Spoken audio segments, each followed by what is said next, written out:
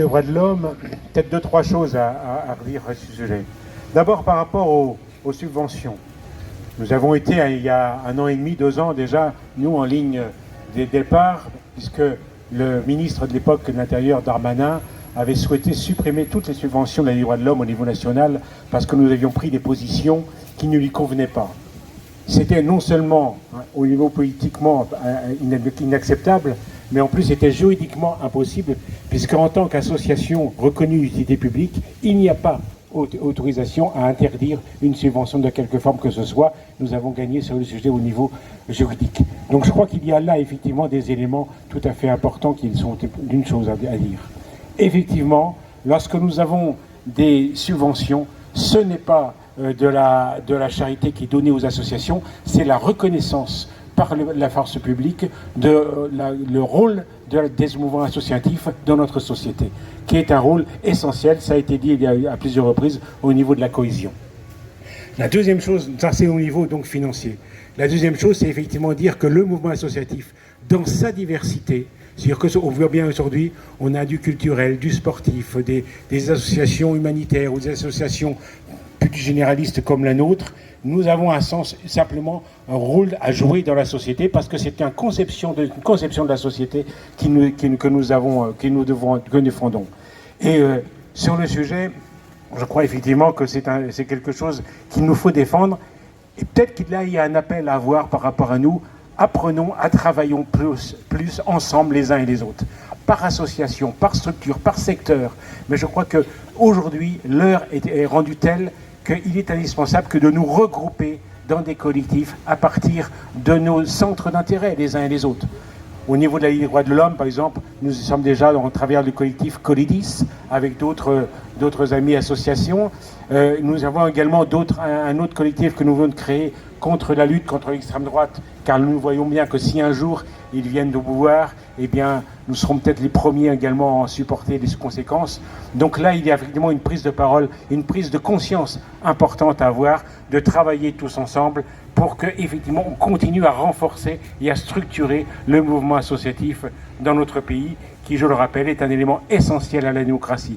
Et dans une période où le niveau politique est un peu incertain, c'est le moindre que l'on puisse dire, eh bien je crois beaucoup, nous croyons beaucoup, nous à la LDH, au niveau de la force de la société civile pour organiser, structurer et mettre en place des réponses aux besoins des citoyens, qu'ils soient des fois humanitaires, c'est le cas pour nombre d'associations ici, je vois la Croix-Rouge, mais que ce soit aussi au niveau culturel. Et là, aujourd'hui, avec ce qui s'est passé au niveau de la région, la culture a pris une grosse claque, ou que ce soit au niveau plus généraliste, comme des associations comme les nôtres. Donc voilà, donc moi je suis plutôt heureux de l'appel national qui a été créé, parce que là, il y a un véritable sursaut. Ce n'est pas une journée sans lendemain. Nous allons devoir continuer la réflexion d'une part et la mobilisation d'autre part. Je crois que c'est essentiel pour le bien de toute la population. Merci. Donc bonjour à toutes et à tous, mesdames et messieurs, chers collègues, chers partenaires. Nous sommes réunis aujourd'hui pour exprimer avec force et clarté notre soutien plein et entier à la mobilisation nationale initiée par le mouvement associatif Ça ne tient plus. Pour rappel, les associations, c'est 20 millions de bénévoles, 1,8 million de salariés, 67 millions de Françaises et Français concernés directement ou indirectement par leurs actions. Elles sont partout, dans les solidarités, dans l'éducation populaire, la culture, le sport, la santé, l'environnement et bien d'autres secteurs encore. Elles accompagnent les plus fragiles, renforcent les liens de proximité, participent activement à la vitalité démocratique. Les associations sont au cœur de nos vies, au cœur de notre société, en France et à l'international. Les associations donnent une voix à celles et ceux qui n'en ont pas. Les associations créent du lien. Les associations permettent l'engagement citoyen. Les associations rendent possible l'impossible. Si nous sommes ici, c'est parce que, comme tant d'autres structures, nous refusons de rester silencieux face à une situation devenue insoutenable. Aujourd'hui, les chiffres sont clairs et consternants. 31% des associations employeuses ont moins de 3 mois de trésorerie. 28% réduisent leurs activités. Entendez bien, 186 000 emplois sont aujourd'hui menacés dans l'économie sociale et solidaire. Factuellement, nous traversons une crise sans précédent. Des baisses de financement récurrents, des besoins sociaux qui explosent, des structures fragilisées, parfois menacées de disparaître. À l'association Les Possibles que je représente, avec quelques collègues présents aussi, nous savons que cela veut dire concrètement, au quotidien, des projets à construire avec moins, du temps et encore du temps à rechercher de nouveaux financements, à diversifier notre modèle économique et rendre compte au détriment de l'accompagnement des publics les plus fragilisés. Et malgré tout, nous avons cette force, cette volonté de faire société autrement et faire avec et pour les habitants. Nous continuons chaque jour à créer du lien, à renforcer les solidarités, à faire société autrement. Au possible, nous savons la puissance des actions locales, la valeur de l'engagement citoyen, la richesse de la coopération entre habitants, bénévoles et professionnels. Mais nous savons aussi la précarité grandissante de notre secteur, les appels à projets qui s'enchaînent, les incertitudes budgétaires permanentes et l'épuisement qu'elles entraînent. Aujourd'hui, nous tirons la sonnette d'alarme. Nous disons pas un euro de moins pour les associations, pas un soutien de moins pour les actions de terrain, pas une voix de moins pour défendre la vie associative. Comme vous l'entendez, le tissu associatif est à bout de souffle face à la précarisation, la baisse des moyens et au manque de reconnaissance du rôle essentiel des associations. Nous appelons à une reconnaissance pleine de notre rôle dans la cohésion sociale, l'inclusion, la transition écologique, l'innovation sociale. Nous appelons à des engagements durables, lisibles et justes des pouvoirs publics. Et surtout, nous appelons à construire ensemble une politique associative digne de ce nom, aux côtés des élus, citoyens et des territoires. Parce que les associations ne sont pas une variable d'ajustement budgétaire, parce qu'elles sont les piliers de la démocratie vivante, parce qu'elles, sans elles, c'est le lien social qui s'effrite. En ce 11 octobre, nous voulons nous faire entendre avec toutes celles et ceux qui refusent de voir les solidarités reculer. Merci à vivre et vivre les collectifs, vive les associations. Les bénévoles de différentes associations, humanitaires ou sportives comme le Stade Lavallois, athlétisme.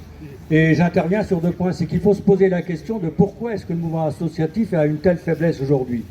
C'est que je me rends compte au travers de ces associations qu'il y a une volonté de tuer ce mouvement associatif. C'est pour ça qu'ici, ça doit être un moment de départ et pas de fin. On doit effectivement se rassembler, comme l'a dit la Ligue des droits de l'homme. C'est parce qu'il y a une volonté de marchandisation de toutes les activités, qu'elles soient dans le domaine de la santé, de l'éducation, qu'elles soient dans le domaine du mouvement associatif. On veut marchandiser. Et donc moi, je vais simplement dire trois choses. La première, c'est qu'on a ici des élus qui sont présents.